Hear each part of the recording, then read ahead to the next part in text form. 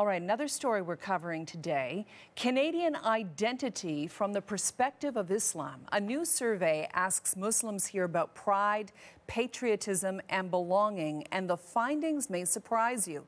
Nearly 2/3 of Canadian Muslims are worried about discrimination in this country, even though an overwhelming majority feel proud to be Canadian. The results are from an Environics poll taken between November of 2015 and January 2016. It's a follow-up to a survey done 10 years ago. 600 Muslims were polled. The survey also shows a divide between younger Muslims, those under 35, and those who are older. So let's take a look at the results together with two members of Canada's Muslim community. Joining me is Aziza Kanji. She is a programming coordinator at the Noor Cultural Centre in Toronto. And Safwan Chowdhury. Safwan is the national spokesperson for Ahmadiyya Muslim community and which is part of the largest youth organization in Canada, if not the largest youth organization. It is, correct. It is the largest youth organization in Canada. Okay, let's take a look at the first board that I want to present here. And this is the one that I just mentioned. 62% of Muslims are reported being very or somewhat worried about discrimination. Now that rises to 72% among young Muslims and 83% among Canadian-born Muslims. What do you make of that, Safwan? I'll start with you. Yeah, you know, of course, these numbers are higher than the last time we visited a similar survey. And a lot has taken place in between that. Obviously, we went through a very divisive federal election. And in addition to that, the terror attacks that have taken place in the last 12 to 20 months or so, it definitely puts a lot of Muslims on the edge as well. However, like you mentioned at the top of the description, that the overwhelming majority feels pride in Canada and feels connected to Canada and is standing true to the teaching of Prophet Muhammad, which is loyalty to country is a part of your faith. And I believe that overwhelming majority of Canadian Muslims are loyal to Canada. Okay, Aziza, what do you think? What do you make of those numbers, especially that the concern rises to 72% among young Muslims and 83% among Canadian-born Muslims? That honestly doesn't surprise me, given the way that young Muslim men in particular have been represented as security threats in the dominant narratives that we hear, particularly from the security agencies in Canada, in reports from agencies like CSIS, the RCMP, Public Safety Canada. Young Muslim men in particular have really been represented as the predominant security threat that Canada is facing, even though this doesn't actually align with statistics on political violence in Canada and the US. In the US, for example, it's very clear that more people have been killed by right-wing and white supremacist political violence than have been killed by Muslim political violence since 9/11. And yet our security agencies are constantly associating images of young Muslim maleness with... Which images are you talking about exactly? So in reports from CSIS and RCMP and Public Safety Canada, for example... On radicalism and terrorism, right?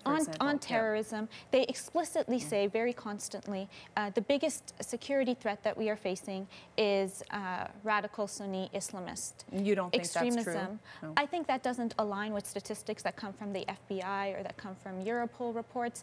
They don't align with internal CSIS documents that were reported on in the Toronto Star, which disclosed that a lone wolf attack was more likely to come from a right-wing or white supremacist source than from a Muslim. They don't align with recent academic studies suggesting that there are at least 100 active white supremacists. What do you think of this? Do you think that's true? Look, I think that we can debate what's a bigger threat and what's not a bigger threat, but we can't dismiss a threat. There is no denying the fact that there have been attacks carried out in the name of Islam. Terrorist attacks, to be very specific, including here in our own country, in Canada.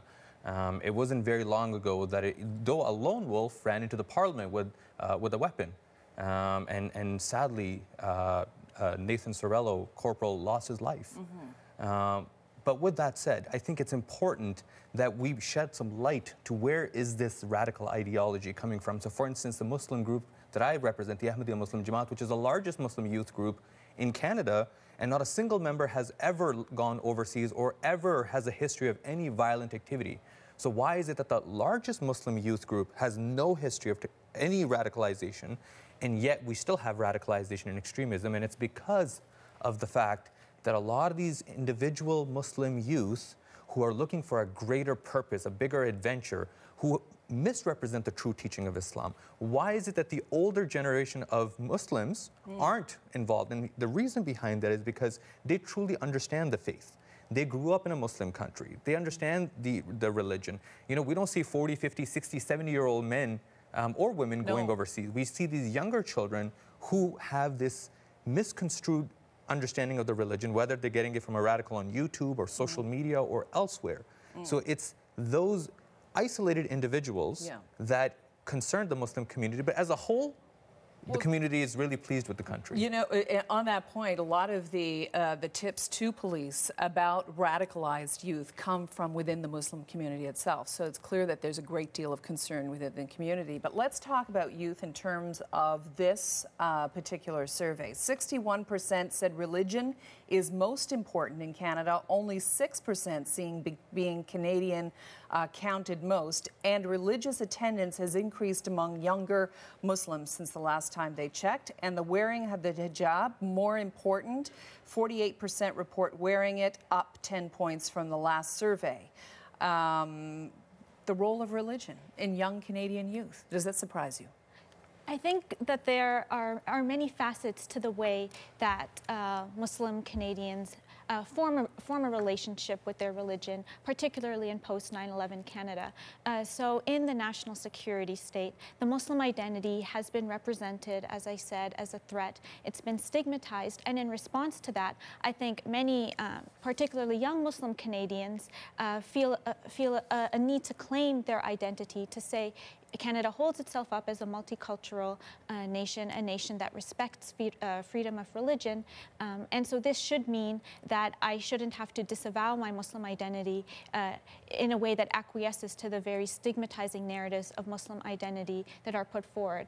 I also think that for many young Muslim Canadians, you can't separate the experience of being Muslim from the stories of very pervasive abuses of Muslim rights that have happened post 9/11, stories like those of Omar Khadr, stories like those of Maher Arar, stories like those of the security certificate detainees.